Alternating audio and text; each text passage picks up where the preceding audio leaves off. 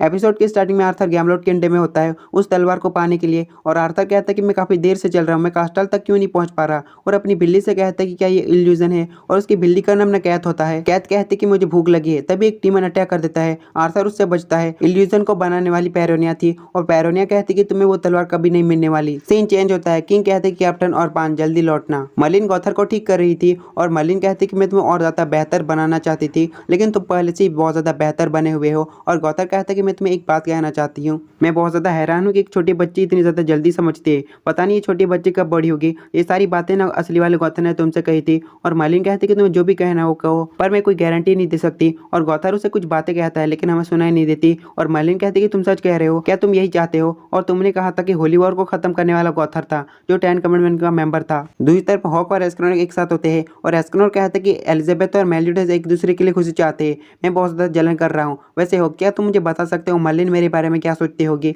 और हॉक कहते हैं कि मुझ वाला बंदा जो दिन में पहलवान और रात में चूहा बन जाता है। एस्कनोर कहते हैं कि ये तो मेरी पर्सनालिटी है, वैसे भी मैं बहुत ज्यादा अट्रैक्टिव हूँ, लेकिन ये किसी काम का नहीं, जो जिससे मैं प्यार करता हूँ वो मुझसे ही ना करे। हॉक कहते हैं कि तुम्हें खुद मर्लिन को कन्फेस कर देना चाहिए, और एस्कनोर कहते हैं कि या तुम मेरे लिए उसे पूछ सकते हो। और वहीं पर ना बहुत सारे सैनिक होते हैं जो बहुत ज्यादा शोर मचा रहे थे। वो सारे ना वाइन पीते हुए कहते कि जब तक हमारे साथ ना फॉर आर्केंजल है, हमें किसी से अभी डरने की जरूरत नहीं है। और वहीं पर फॉर आर्केंजल भी होता है। और लुडोसिल कहते कि लोगों को जहर पीना कितना ज्यादा पसंद है। तारमिल कहते कि इस जहर को हम इतना ज्यादा स्वादिष्ट नहीं बना सकते। और सारियल कहते कि यहाँ के लोग ना इस जहर को ना वाइन कहते हैं, और साथ ही ना वो दोनों ही टल्लियों कर सो जाते हैं। लुडोसिल अपनी पावर से अपने नशे को उतारता है और कहते कि ताकत के एहसास। और हॉक कहते कि हमने गॉथर को ठीक करने के लिए सारा सामान ले लिया है, हमें वापस चलना चाहिए। और एस्कनोर कहते कि भूलना मत जो मैंने तुमसे कहा है। हॉक कहते कि ठीक है, मैं मर्लिन से बात करूंगा, लेकिन तुम्हें अपनी फीलिंग को खुद बताना होगा। तभी सामने लुडोसिल आ जाता है और कहते कि तुम कौन हो? और एस्कनोर कहते कि हम कल रात को ही मिले थे। और साथ ही ना एस्कनोर जंप मार के ऊपर चले जाता है और कहते कि अपने से छोटे लोग का नीचे दिखने मुझे अच्छा लगता है।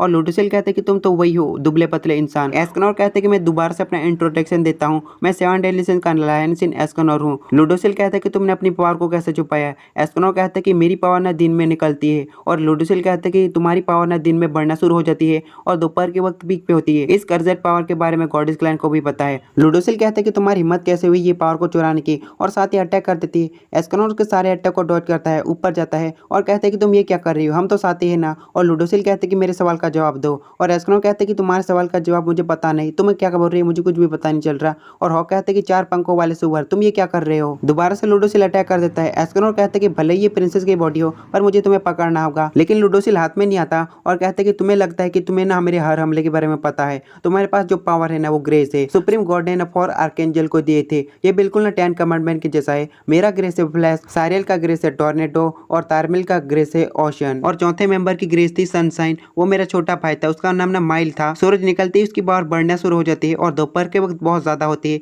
वो मुझसे भी पावरफुल होता है, लेकिन वो 10 कमांडमेंट के हाथों ना मारा गया। एस्कनोर कहते कि इसका मतलब तुम कहना चाहते हो कि वो पावर मेरे पास है। और लुडोसिल कहते कि वो पावर ना गॉड्स की पावर थी, अगर ये किसी इंसान के पास होगी ना तो वो तबाही की ओर ले जाएगा। इंसान, तुम्हें अपने लिमिट में रहना चाहिए, इस ग्रेस को छोड़ दो वरना तुम मरोगे। एस्कनोर कहते कि मुझे तुम्हारी बात में कोई भी दिलचस्पी नहीं है, इस पावर के साथ मैं जन्मा था, एक बार के लिए मान लेता हूँ कि ये वही ग्रेस है, लेकिन इस ग्रेस ने मुझे खुद चुना है। इसे भी पता है कि मैं सबसे पावरफुल और महान हूँ। और साथ ही अपनी पावर से ना लुडोसिल की तलवार को जला देता है और कहते कि तुम्हें तो खुश होना चाहिए, मैं तुम्हारी साइड में हूँ, इसलिए हमारी जीत पक्की है। और लुडोसिल भी हंसने लगता है और कहते कि तुम मुझे पसंद आए, तुम हमारे काम आओगे। एस्कनोर भी हंसने लगता है और कहते कि ध्यान रखना कि तुम मेरे रास्ते में ना हो। और आर्थर भी आगे बढ़ रहा था, लेकिन उसकी बिल्ली कैद गायब होती है। आर्थर बिल्ली को ढूंढने लगता है और पेरेनिया कहती कि मैं काफी देर तक इस पर नजर रखे बैठी हूँ, मुझे काफी ज्यादा भूख लगी। उसी के पास कैथ होती है और कैथ कहती कि मुझे भी भूख लगी है। आर्थर कहते कि मैं कास्टल तक तो पहुंच गया, इसका मतलब मैं इल्यूजन से बाहर निकल चुका हूँ। और कैथ भी आ जाती है। आर्थर कहते कि तुम कहाँ पर गए थे, मैं तुम्हारी चिंता कर रहा था। फिर हमें पता चलता है कि कैथ ने ना पेरोनिया को खा लिया है। जेल्ट्रिस वापस लौटता है और क्यूजे कहते कि वेलकम प्रिंस जेल्ट्रिस। जेल्ट्रिस कहता कि मुझे माफ करना, बेल्युलियन की बेटी ने मुझे बेवकूफ बना दिया, मुझे कमांडमेंट नहीं मिला। और उससे भी बड़ी बात फॉर आर्केंजल आ चुके हैं, उसने मुझ पर अटैक किया था। और मेलिडस कहते कि मैंने भी लियोनेस में ना रोशनी देखी थी, 7 डेडली सिंस ने ना आर्केंजल के साथ ना हाथ मिला लिया है, लेकिन किससे फर्क पड़ता है, अगर मैं डिवाइन किंग बन गया ना तो सब कुछ खत्म हो जाएगा, वो मेरा कुछ भी नहीं बिगाड़ पाएंगे। और सीन चेंज होता है जहाँ पर ना गैलेंट का स्टैचू होता है और गैलेंट बोल सकता है ये मरा नहीं था। और वहाँ पर एस्तोरस आता है। एस्तोरस कहता कहता है कि कितनी ज्यादा शर्म की बात है गैलेंट। गैलेंट कहता है कि जेल्टिस को कहो कि मुझे ठीक कर दे।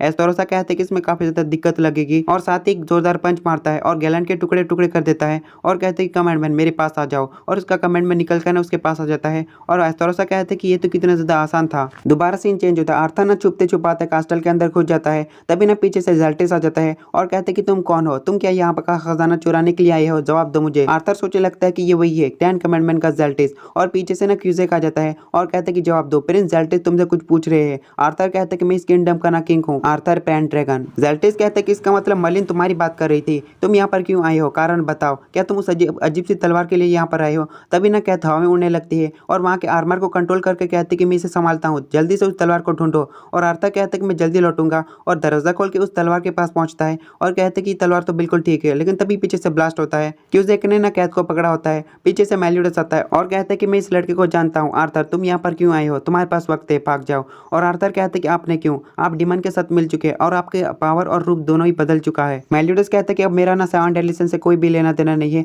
और आर्थर रोने लगता है और कहते हैं कि आपने क्यों ऐसा किया। और मेलियोडस के साथ जो वक्त बिताया था उसे याद करने लगता है और कहता है कि 7 डेडली सिंस और प्रिंसेस एलिजाबेथ आपसे बहुत ज्यादा भरोसा करते थे, और पास्ट में आर्थर ने कहा था कि आपको भरोसा ही ताकत देता है, लेकिन पास्ट में मेलियोडस ने कहा था कि जरूरी ये नहीं कि लोग तुम्हारे बारे में क्या सोचते हैं, जरूरी ये है कि हम लोगों के बारे में क्या सोचते हैं। आर्थर कहता है कि मैं आप पर भरोसा करता था और आपने अपने दोस्तों को धोखा दिया, आप माफी के बिल्कुल भी लायक नहीं है। और साथ ही उस तलवार को निकाल देता है और कहता है कि मैं आपको माफ नहीं करूंगा। और सीन चेंज होता है। डियान कहते हैं कि मर्लिन तुम आर्थर को बचाना जाना चाहती हो, लेकिन हम तो गैमलॉट किंगडम फॉर आर्कएंजल के साथ जाने वाले हैं। मर्लिन कहते हैं कि डिमन आर्मी को पता चल गया ना तो वो सुरक्षा को और भी ज्यादा मजबूत कर देंगे। और एस्कनोर कहते हैं कि एक लड़का जो खुद भी कुछ नहीं कर सकता, तुम उसे अपनी जान दाव पर लगाकर क्यों बचाना चाहती हो। और हॉक भी कहते हैं कि मर्लिन तुम आर्थर की इतनी चिंता क्यों करती हो। और मर्लिन कहते हैं कि आर्थर ना एक दिन ना ब्रिटेनिया का किंग बनेगा। आर्थर ना होली स्वॉर्ड दोबारा चुना गया चाइल्ड ऑफ होप है। दोबारा सीन चेंज होता है। वहां पर चैंडलर भी पहुंच चुका था और मेलियोडस कहते हैं कि आर्थर तुम थोड़े से बदले हुए लग रहे हो। और आर्थर कहते हैं कि मैं भी कह सकता हूँ मेलियोडस तुम बदले हुए लग रहे हो। मेलियोडस कहते हैं कि क्या तुम सचमुच हमसे फाइट करना चाहते हो। और आर्थर कहते हैं कि तुम तो सबको मार करना,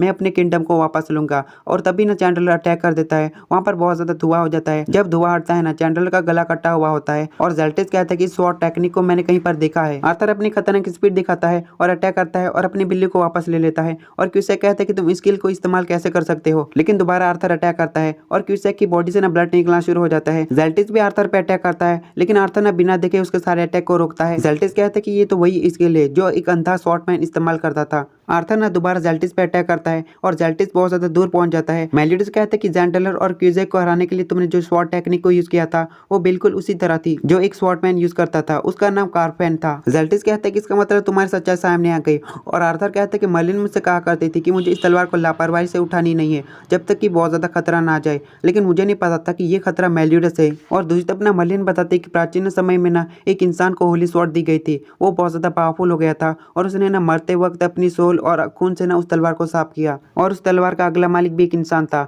उसने भी मरते वक्त ना अपने खून और आत्मा से ना उस तलवार को साफ किया था। और ये रस्म चलती जा रही है। होली स्वॉर्ड के अंदर ना बहुत सारे इंसानों का खून और आत्मा है। होली स्वॉर्ड ना अपने मालिक को खून चुनता है और अगला मालिक ना आर्थर है। आर्थर ना अकेला जेल्टिस और मेलियोडस पर भारी पड़ने लगता है और इसके साथ ये एपिसोड खत्म होता है।